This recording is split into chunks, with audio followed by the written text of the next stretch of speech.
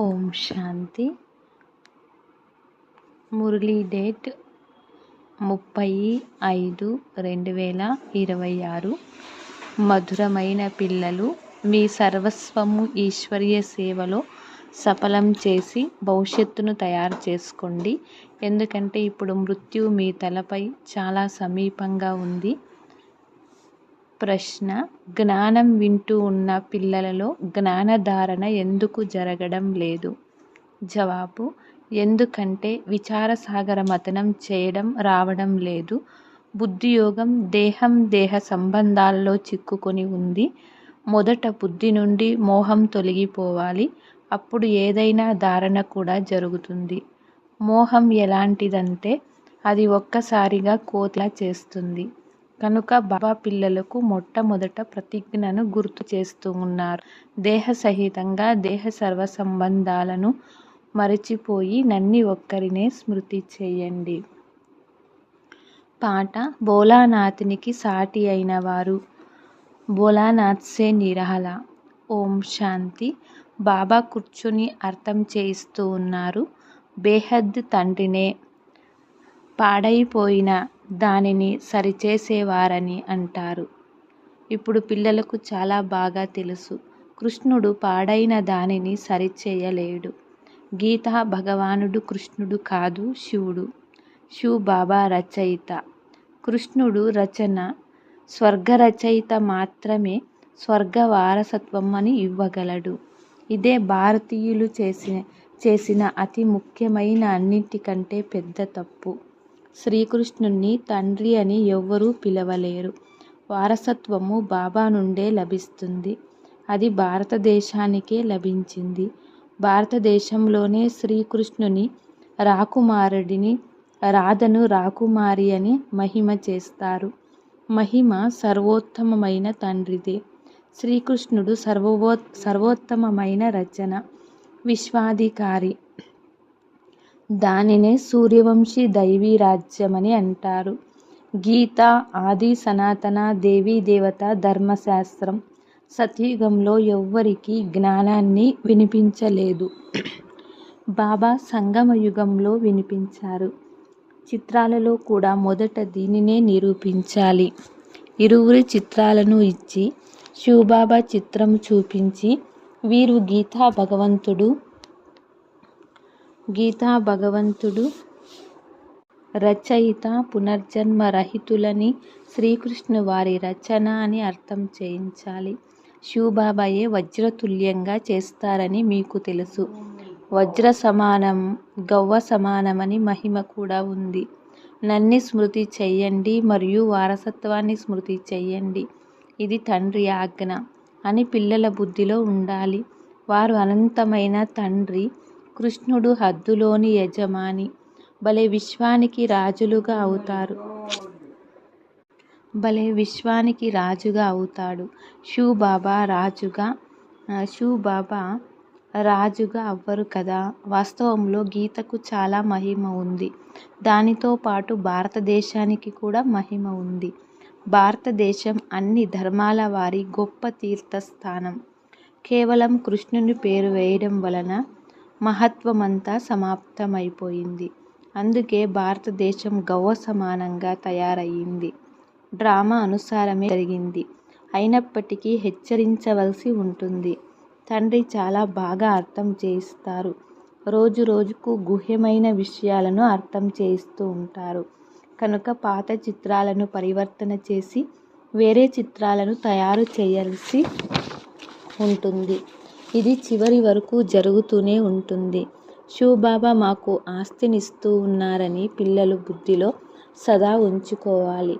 నన్నొక్కరినే స్మృతి చేసినట్లయితే మీ వికర్మలు వినాశనం అవుతాయని చెప్తారు. కృష్ణుణ్ణి స్మృతి చేయడం ద్వారా వికర్మలు వినాశనం కావు.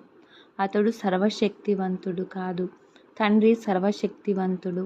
ఆస్తి కూడా వారే ఇస్తారు. మనుషులు కృష్ణుడినే స్మృతి చేస్తూ ఉంటారు. అలాగే కృష్ణుడే చెప్పారనుకోండి, దేహ సంబంధాలను వదిలి నన్నొక్కరినే స్మృతి చేయండని అతను కూడా చెప్తాడు. ఆత్మ తండ్రిని స్మృతి చేస్తుంది కదా. కృష్ణుడు సర్వాత్మల తండ్రి కాదు. ఇవన్నీ విచార సాగర మథనం చేసి బుద్ధిలో ధారణ చెయ్యాలి. కొందరు మోహంలో చిక్కుకొన్నందున ధారణ చెయ్యలేరు. ఇతర సాంగత్యాలను వదిలి మీ సాంగత్యంలో ఉంటాము, నాకు మీరు ఒక్కరు తప్ప వేరెవ్వరూ లేరని మీరు పాడుతూ వచ్చారు. కానీ మోహం ఎలాంటిదంటే ఒక్కసారిగా కోతిలా తయారు చేస్తుంది. కోతులలో మోహము, లోభము ఎక్కువగా ఉంటుంది. ఇప్పుడు మృత్యువు సమీపంలో ఉంది. ఇదంతా ఈశ్వరీయ సేవలో వినియోగించడం, భవిష్యత్తును తయారు చేసుకోవడం శ్రీమంతులకు కూడా తెలియచేయబడుతుంది. కానీ కోతుల వలె వేలాడుతూ ఉన్నారు, వదలడం లేదు. బాబా చెప్తారు, దేహ సహితంగా దేహ సంబంధాలన్నిటి నుండి బుద్ధియోగాన్ని తొలగించండి. బాబా శ్రీమతమును అనుసరించండి. ఈ ధనము, సంతానము అన్నీ ఈశ్వరుడే ఇచ్చారని మీరంటారు. ఇప్పుడు వారు స్వయంగా వచ్చారు. మీ ధన సంపదలు మొదలైనవన్నీ సమాప్తమవుతాయని చెప్తూ ఉన్నారు. కొందరిది మట్టిలో పూడిపోతుంది, భూకంపాలు మొదలైనవి వస్తాయి. ఇదంతా సమాప్తమవుతుంది. విమానాలు పడిపోతాయి, అగ్ని అంటుకుంటుంది. పోలీసులు వచ్చేందుకు ముందే దొంగలు లోనికి చొరబడతారు. కనుక బాబా చెప్తారు, పిల్లలారా, దేహదారులపై మోహాన్ని తొలగించుకోండి, మోహజిత్తులుగా అవ్వాలి. దేహ అభిమానం మొదటి నంబర్ శత్రువు. దేవతలు ఆత్మ అభిమానులు. దేహ అభిమానం రావడం వలనే వికారాలలో చిక్కుకుంటారు. మీరు అర్ధకల్పం దేహ అభిమానులుగా ఉంటారు. ఇప్పుడు ఆత్మ అభిమానులుగా అయ్యేందుకు అభ్యాసం చెయ్యాలి. మనుష్య మాత్రులెవ్వరికీ ఈ విషయాలు తెలియవు. పరమాత్ముని గురించి కూడా తెలియదు. ఆత్మ అంటే ఏమిటో, పరమాత్మ అంటే ఏమిటో, ఆత్మ ఎన్ని జన్మలు తీసుకుంటుందో, ఎలా పాత్రని అభినయిస్తుందో ఎవ్వరికీ తెలియదు. తాము పాత్రధారులమని కూడా తెలియదు. కనుక వారిని అనాథులు అని అంటారు. ఆత్మ జ్యోతిలో లీనమైపోతుందని వారంటారు. కానీ ఆత్మ అవినాశి. ఆత్మలోనే 84 జన్మలు పాత్ర ఇమిడి ఉంది. ఆత్మ ఒక నక్షత్రం వంటిదని కూడా అంటారు. అయినప్పటికీ అర్థం చేసుకోరు. ఆత్మయే పరమాత్మ అని అనేస్తారు. తండ్రిని గురించి తెలియదు. బ్రుకటి మధ్యలో మెరుస్తూ ఉన్న నక్షత్రమని ఆత్మను గురించి చెప్తారు. పరమాత్మ గురించి ఏమీ చెప్పరు. వారిని పరమాత్మ అని అంటారు. వారు కూడా ఒక బిందువే, కేవలం పునర్జన్మ రహితులు. ఆత్మలు పునర్జన్మల్లోకి వస్తాయి. జ్ఞాన సాగరుడు, ఆనంద సాగరుడు, పవిత్రతా సాగరుడు పరమాత్ముని గురించి అంటారు. దేవతలకు ఈ ఆస్తిని ఎవరిచ్చారు? తండ్రి ఇచ్చారు. సర్వగుణ సంపన్నులు, సోలాకళా సంపూర్ణులు ఈ దేవతల వలె ఇప్పుడు ఎవ్వరూ లేరు. వీరికి ఆస్తి ఎలా లభించింది? ఇది ఎవ్వరికీ తెలియదు. బాబాయే వచ్చి తెలియచేస్తారు. వారినే జ్ఞాన సాగరుడని అంటారు. ఈ సమయంలో వచ్చి జ్ఞానము ఇస్తూ ఉన్నారు. తర్వాత జ్ఞానం ప్రాయలోపం అయిపోతుంది. తర్వాత భక్తి వస్తుంది. దానిని జ్ఞానమని అనరు. జ్ఞానం ద్వారానే సద్గతి కలుగుతుంది. ఎప్పుడైతే దుర్గతి ఉంటుందో అప్పుడు సర్వుల సద్గతి దాత జ్ఞాన సాగరుడు రావడం జరుగుతుంది. తండ్రియే వచ్చి జ్ఞాన స్నానాన్ని చేయిస్తారు. అది నీటి స్నానం. దాని ద్వారా సద్గతి కలగదు. ఈ కొద్ది విషయాలైనా ధారణ చెయ్యాలి. ముఖ్యమైన మంచి మంచి చిత్రాలు పెద్దవి ఉండాలి. చూసి ఎవరైనా బాగా అర్థం చేసుకోగలగాలి. అక్షరాలు బాగుండాలి. చిత్రాలు తయారు చేసేవారు ఎవరైనా బాగా అర్థం చేసుకోగలగాలి. ఈ విషయాలను బుద్ధిలో ఉంచుకోవాలి. ఎవరైనా పిలిచి పరంపిత పరమాత్ముని పరిచయాన్ని తెలుసుకోండి, భవిష్యత్ 21 జన్మలకు ఆస్తి తీసుకోండి. సోదరీ సోదరులారా, పారలౌకిక తండ్రి నుండి బేహద్ సుఖ రాజ్యం ఎలా లభిస్తుందో వచ్చి తెలుసుకోండి. బేహద్ తండ్రి నుండి వారసత్వాన్ని తీసుకోవడం నేర్చుకోండి. ఇందులో భయపడాల్సిన మాటేమీ లేదు అని నిమంత్రణ ఇచ్చి పిలవాలి. ఓ పతిత పావన రండి అని అందరూ పిలుస్తారు. కామం మహాశత్రువు అని తండ్రి కూడా అర్థం చేయిస్తున్నారు. పావన ప్రపంచంలోకి వెళ్ళాలంటే తప్పకుండా పవిత్రంగా అవ్వాలి. వికారాల ద్వారా జన్మ తీసుకున్న వారిని పతితులు అని అంటారు. సత్యత్రేతాయుగాలలో వికారాలుండవు. దానినే సంపూర్ణ నిర్వికారి ప్రపంచమని అంటారు. వికారాలుండనే ఉండవు. మరి పిల్లలు ఎలా జన్మిస్తారు అని మీరు మళ్ళీ ఎందుకు ప్రశ్నిస్తారు? ముందు మీరు నిర్వికారులుగా అవ్వండి. పిల్లలు ఎలా కలగాలో అలా కలుగుతారు. మీరు దీనిని గురించి ఎందుకు ప్రశ్నిస్తారు? మీరు తండ్రిని స్మృతి చేసినట్లయితే అనేక జన్మాంతరాల వికర్మలు వినాశనమవుతాయి. ఈ ప్రపంచమే పాపాత్ముల ప్రపంచం, అది పుణ్యాత్ముల ప్రపంచం. దీనిని బాగా బుద్ధిలో ఉంచుకోవాలి. భక్తికి ఫలాన్ని భగవంతుడే వచ్చి ఇస్తారు. తండ్రియే సర్వులకు సద్గతినిచ్చే స్వర్గాధికారులుగా చేస్తారు. తండ్రి చెప్తారు, ఇప్పుడు పవిత్రులవ్వండి, నన్నొక్కరినే స్మృతి చెయ్యండి. ఇది మహామంత్రం. మీరు సతోప్రధానంగా అవుతారు. మెట్లు చిత్రం చూపిస్తూ అర్థం చేయించాలి. రోజు రోజుకు ప్రతి వస్తువు బాగుపడుతూ ఉంటుంది. దీనిలో స్పష్టం చేసి వ్రాయాలి. బ్రహ్మ ద్వారా ఆది సనాతన దేవీదేవత ధర్మం స్థాపన జరుగుతుంది. ఎప్పుడు ఆది సనాతన దేవీదేవత ధర్మం ఉండేదో అప్పుడు వేరే ధర్మం ఉండేది కాదు. ఎవరు పవిత్రంగా అవుతారో వారే పవిత్ర ప్రపంచంలోకి వస్తారు. ఎంత శక్తిని మీలో నింపుకుంటూ వెళ్తారు అంత ముందుగా వస్తారు. అందరూ కలిసి ఒకేసారిగా రారు. సత్యత్రేతాయుగాలలో దేవతలు చాలా కొద్ది మందే ఉంటారు. తర్వాత వృద్ధి జరుగుతుందని చాలా మంచివారు కావాలి. మీకు తెలుసు, ప్రజల్లో అయితే చాలామంది ఉంటారు. అర్థం చేయించేందుకు కూడా చాలా మంచివారు కావాలి. అనంతమైన తండ్రి నుండి వారసత్వాన్ని తీసుకోండి. ఓ తండ్రి అని ఎవరిని పిలుస్తూ ఉన్నారో వారి వాస్తవిక పేరు శివ, ఈశ్వర, ప్రభు, భగవంతుడా అని అనడం వలన వారు మా తండ్రి, వారి నుండి వారసత్వం లభిస్తుందని భావించరు. శివ్ బాబా అని అనుట వలన ఆస్తి గుర్తుకు వస్తుంది. వారిని శివ్ పరమాత్మాయ నమః అని అంటారు. మరి పరమాత్ముని పేరు చెప్పండి. నామరూపాలకు అతీతమైనది ఏది ఉండదు. వారి పేరు శివ. కేవలం శివాయ నమః అని కూడా అనరాదు. శివ పరమాత్మాయ నమః అని అనాలి.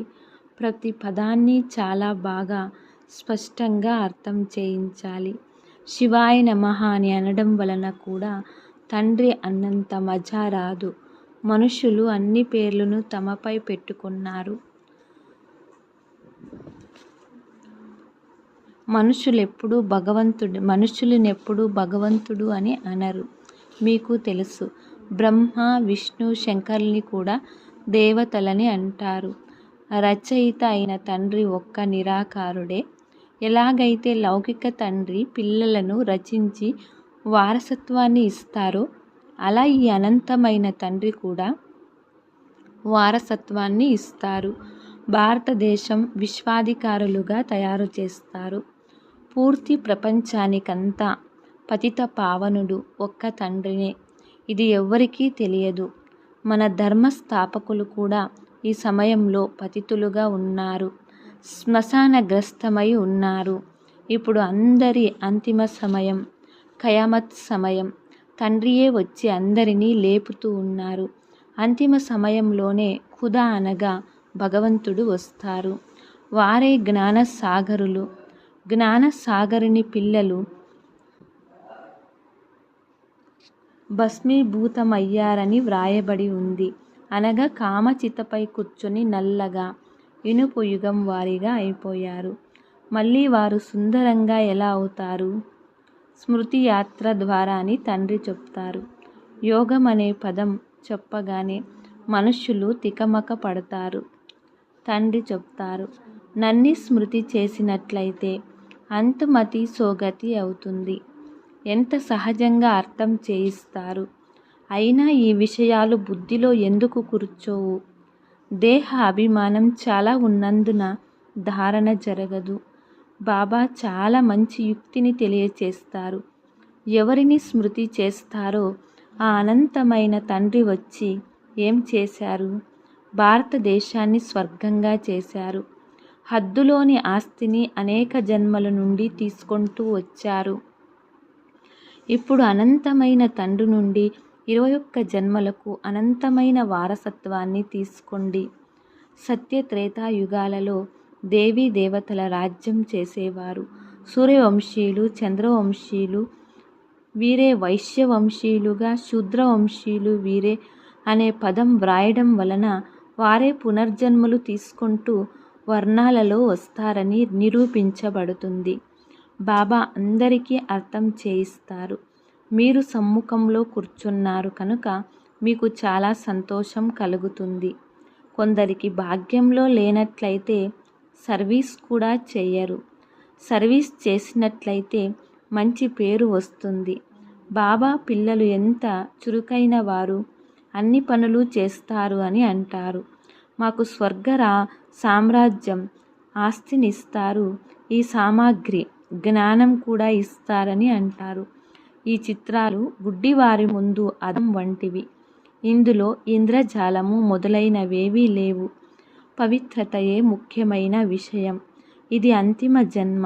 స్వర్గానికి వెళ్ళాలంటే తప్పకుండా పవిత్రంగా అవ్వాలని అర్థం చేసుకుంటారు. వినాశనం సమీపంలో నిలుచొని ఉంది. తప్పకుండా పావనంగా అవ్వాలి. సన్యాసులు పావనంగా అయ్యేందుకు ఇల్లు వాకన్లు వదిలేస్తారు. తండ్రి చెప్తారు, వినాశనం మీ ఎదురుగా నిలుచుని ఉంది. నన్ను స్మృతి చేసినట్లయితే మీ నావ తీరానికి చేరుతుంది. మంచిది. మధురాతి మధురమైన అపురూపమైన పిల్లలకు మాత్పితా బాప్దాదాల ప్రేయస్మృతులు మరియు గుడ్ మార్నింగ్. ఆత్మిక పిల్లలకు ఆత్మిక తండ్రి నమస్తే. ఆత్మిక తండ్రికి ఆత్మిక పిల్లలం నమస్తే నమస్తే. ధారణ 1వ పాయింట్. వినాశనానికి ముందే మీ సర్వస్వాన్ని సఫలం చేసుకోవాలి. ఇది అంతిమ సమయం కనుక తప్పకుండా పావనంగా అవ్వాలి. 2వ పాయింట్. దేహదారుల నుండి మోహాన్ని తొలగించి మోహజిత్తులుగా అవ్వాలి. మొదటి నంబర్ శత్రువైన దేహాభిమానంపై విజయాన్ని పొందాలి. ఇతర సాంగత్యాలన్నీ వదిలి తండ్రితో బుద్ధియోగాన్ని జోడించాలి. వరదానం. స్మృతి యొక్క మంత్రం ద్వారా సంకల్పము మరియు కర్మలు అవినాశి సిద్ధిని ప్రాప్తి చేసుకునే సిద్ధి స్వరూప భవ. పిల్లలైన మీరు ఆల్మైటీ గవర్నమెంట్ యొక్క మెసెంజర్లు, అంటే సందేశకులు. అందువలన ఎవరితో కూడా డిస్కస్ చేయడంలో మీ మనస్సును డిస్టర్బ్ చేసుకోకండి. స్మృతి అనే మంత్రాన్ని ఉపయోగించండి. ఉదాహరణకి ఎవరైనా వాచా ద్వారా లేక ఇతర ఏ పద్ధతిలోనైనా వశం అవ్వకుంటే మంత్ర తంత్రాలు ఉపయోగిస్తారు కదా. మీ వద్ద ఆత్మిక దృష్టి యొక్క నేత్రము మరియు మన్మనాభవ యొక్క మంత్రము ఉన్నాయి. వీటి ద్వారా మీ సంకల్పాలను సిద్ధి చేసి సిద్ధి స్వరూపంగా అవ్వగలరు. స్లోగన్. కర్మ కాన్షియస్కు బదులు సోల్ కాన్షియస్గా అవ్వండి. అవ్యక్త సూచన. సదా అచల్ అడోల్ ఏకరస స్థితిని అనుభవం చేయండి. ఏకరసము అంటే పురుషార్థం, వేగం సదా ఒకే విధంగా ఉండాలని కాదు. ఏకరసం అంటే సదా ఎగిరే కలను అనుభవం అవుతూ ఉండాలి. సర్వ సంబంధాల యొక్క అవినాశీ తీగ ఒక్కరితోనే జోడింపబడి ఉండాలి. ఒక్క తండ్రి తప్ప రెండో వారు ఎవ్వరూ లేరు. ఈ దృఢ సంకల్పము ఉండాలి. ఒక్క సంబంధం కూడా తక్కువ ఉండరాదు. సర్వ సంబంధాలు దారం ఒక్కరితోనే బంధింపబడి ఉండాలి. అప్పుడే ఏకరస స్థితి స్వతహాగా ఉంటుంది. ఓం శాంతి.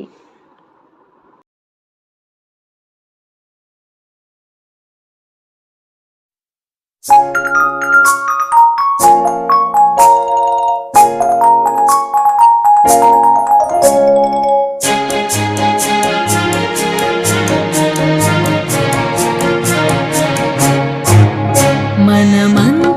బాబా పిల్లలము, ఆ స్వర్గమే నేలకు దింపగలం. ఇక ఎవ్వరి వల్ల కాని పని మనమెంతో సులువుగా చేయగలం. మనమంతా బాబా పిల్లలము, ఆ స్వర్గమే నేలకు దింపగలం. ఇక ఎవ్వరి వల్ల కాని పని మనమెంతో సులువుగా చేయగలం.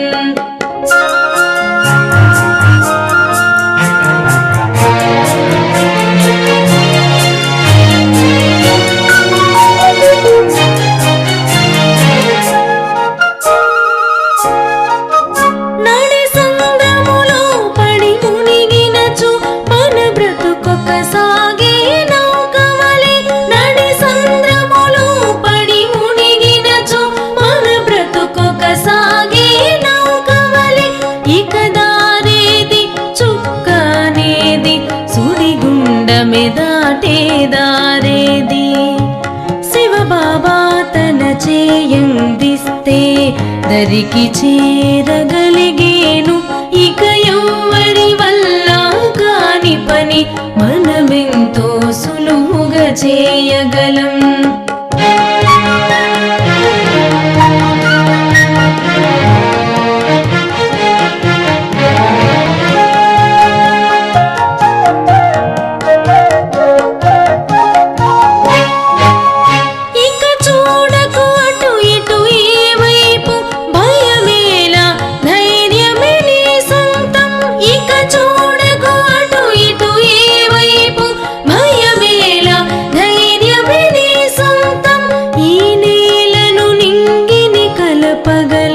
చీకటిలో వెలుగును చూడగలం. రావణ మాయా రాజ్యముపై జయమే పొందును మన సైన్యం. ఇక ఎవ్వరి వల్ల కాని పని మనమెంతో సులువుగా చేయగలం.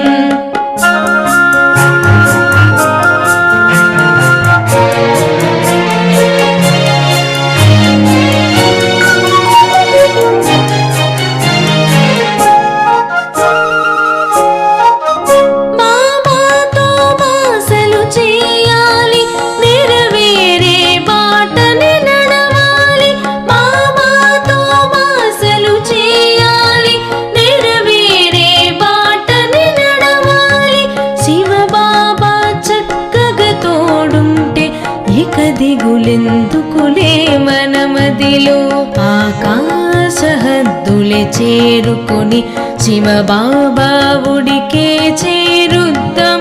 ఇక ఎవ్వరి వల్ల కాని పని మనమెంతో సులువుగా చేయగలం. మనమంతా బాబా పిల్లలము, ఆ స్వర్గమే నేలకు దింపగలం. ఇక ఎవ్వరి వల్ల కాని పని మనమెంతో సులువుగా చేయగలం. లా లా లా లా లా లా లా లా లా లా లా లా లా లా.